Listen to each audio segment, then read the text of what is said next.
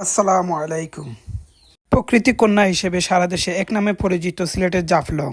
আর আজকে আমাদের গন্তব্য হচ্ছে জাফলং 0 পয়েন্ট ভ্রমণ। ভিডিওর সাথে থেকে জাফলংয়ের সৌন্দর্য উপভোগ করুন।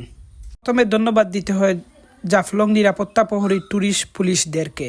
শুরু করলাম আমাদের যাত্রাপথ, আপনারা সাথে থাকুন। জাফলং যাত্রা সমগ্র সৌন্দর্য উপভোগ করুন।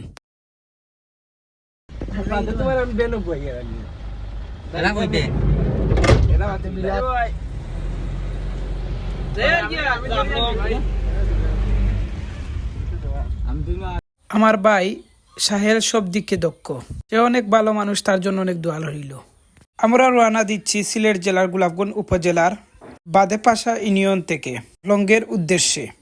ইতিমধ্যে আমাদের গোলাপগঞ্জ উপজেলার রাস্তার সৌন্দর্য দেখুন, কি অসাধারণ!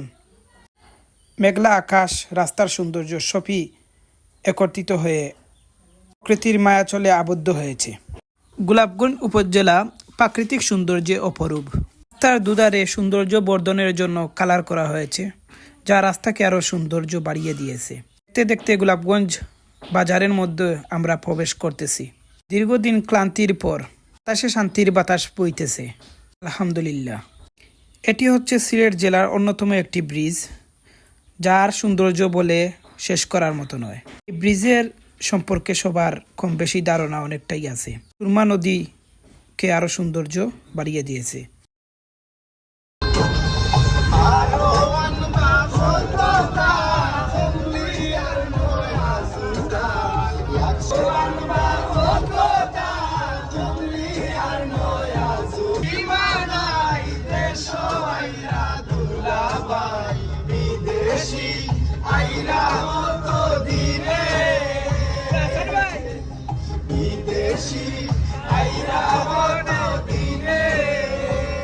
সিলেটি গানের মধ্যে একটা আলাদা আনন্দ আছে, যা প্রতিটা গানের লাইনে লাইনে বিদ্যমান।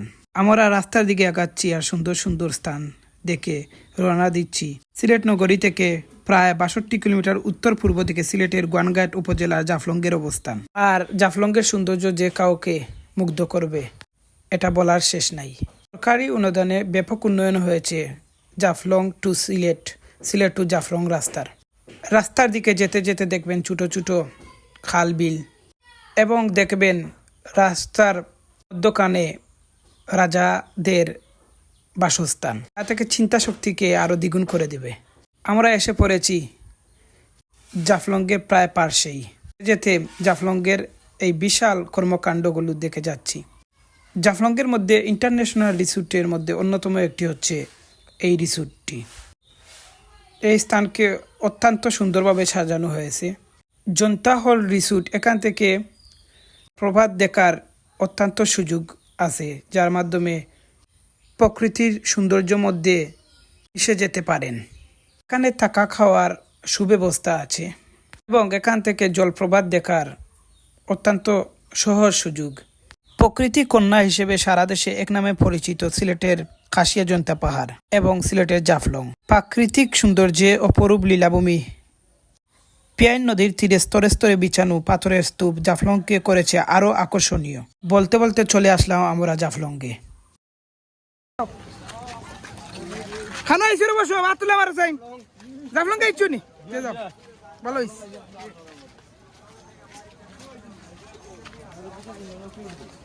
ভুল হয়েছে নি। সীমান্তের ওপারে ইন্ডিয়ান পাহাড় টিলা ডাউকি পাহাড় থেকে অবিরাম ধারায় প্রবাহমান জলপ্রপাত, ঝুলন্ত ডাউকি ব্রিজ।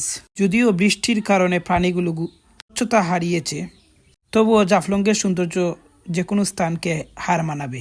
আর এইসব সৌন্দর্য দেখতে চলে আসলাম আমরা সবাই মিলে। আপনারাও চলে যেতে পারেন জাফলংয়ে সুন্দর একটি মুহূর্ত কাটানোর জন্য। এখানে গেলে আর বাজে বাজে প্রকৃতির সাথে মেঘের খেলা, মনের আনন্দের জন্য জাফলং ভ্রমণ একটি অন্যতম স্থান হবে। আমরা ধীরে ধীরে আগাচ্ছি ডাউকি ব্রিজ ঝুলন্ত সেতুর মুখ প্রান্তে।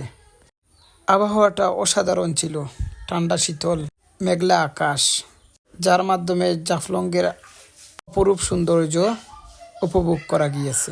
তবে মন খারাপ হয়ে গেছে এই কারণে জাফলংয়ের স্বচ্ছ পানির এই সৌন্দর্য আমরা উপভোগ করতে পারি নাই। দুঃখের বিষয় আইসি ঠিক আছে কষ্ট করি, তবে বর্তমানে জাফলঙ্গর পানির যে অবস্থা কেউ ইয়া গোসলের ফিল পাইতে না, খুব অবস্থা খারাপ। ওই যে পানি কুলা পানি, এমনি সম্পূর্ণ বাদ বাকি যে ভিউ আছে আলহামদুলিল্লাহ খুব ভালো লাগে। জাফলঙ্গর পানির অবস্থা খুব খারাপ।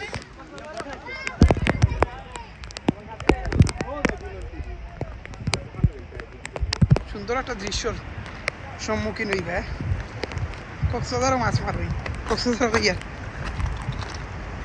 জাফলঙ্গ মাছ মারই, সাথে মাছ মারা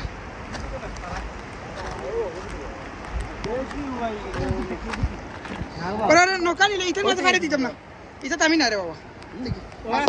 একটু মাছ কিনতে পারো না খুশি যাও মাশাআল্লাহ আলহামদুলিল্লাহ।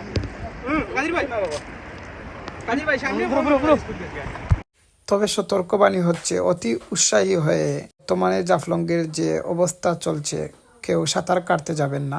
নিজের সতর্কতার জন্য নিজেকে সেফ রাখবেন। এই ভালো থাকুন, আসসালামু আলাইকুম।